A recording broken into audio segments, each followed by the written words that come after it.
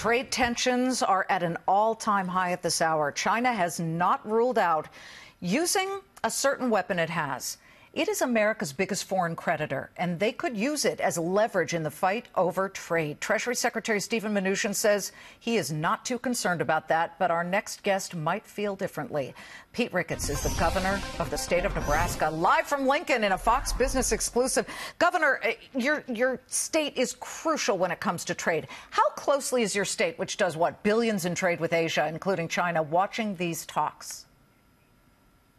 Oh, we're watching this very closely. And in fact, just a few weeks ago, President Trump had a number of Midwesterners, governors, senators, congressmen, come to the White House to talk about ag policy and trade so that we could give him our feedback on this, because one of the things that China is doing is really threatening to put tariffs on agricultural products in retaliation for some of the tariffs the president's proposing on things like aluminum and steel. You guys do everything on our screen: farm equipment, meat, soy, corn, and quite frankly, a lot more. But where would Nebraska feel it most if the tariffs either drag on or multiply with Asia, and specifically China? Well, one of our biggest export products is soybeans, and China buys a lot of those soybeans. And so that would be one that if they put a tariff on that could potentially impact Nebraska. Now, what we've been encouraging the president to do is to wrap up these negotiations, not just with China. We want to see NAFTA come to completion. We'd like to see bilateral agreements with Japan. Obviously, the European Union's still hanging out there as well. But if he can wrap up some of those others, then he can really focus on getting China done. And we do have some time on that. Right now, we're just in planting season.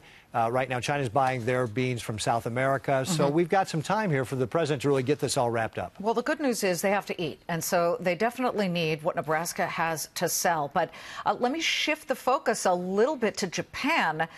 There has been talk, certainly, of a bilateral agreement between Shinzo Abe and Donald Trump. Shinzo Abe would very much like for the TPP to be back in play, the Trans-Pacific Partnership. How do you feel about that? Because President Trump had said he really didn't like that deal, thought it was terrible for America, but you may see it differently.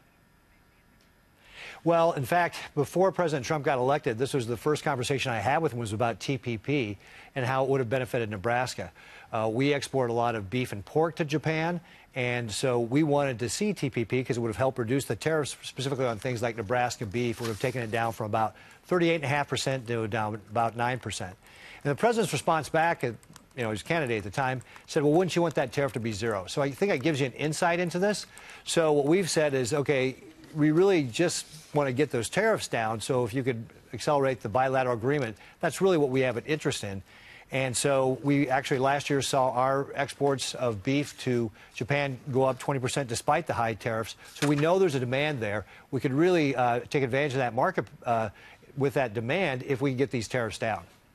If you had one thing to say to Steven Mnuchin and his team on the ground in China right now, what would it be?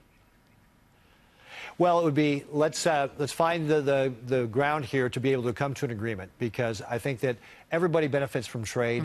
The more that we can take down those trade barriers, and frankly, China has put up some obstacles. It was only recently that we were allowed to ship our U.S. beef to China after 14 years.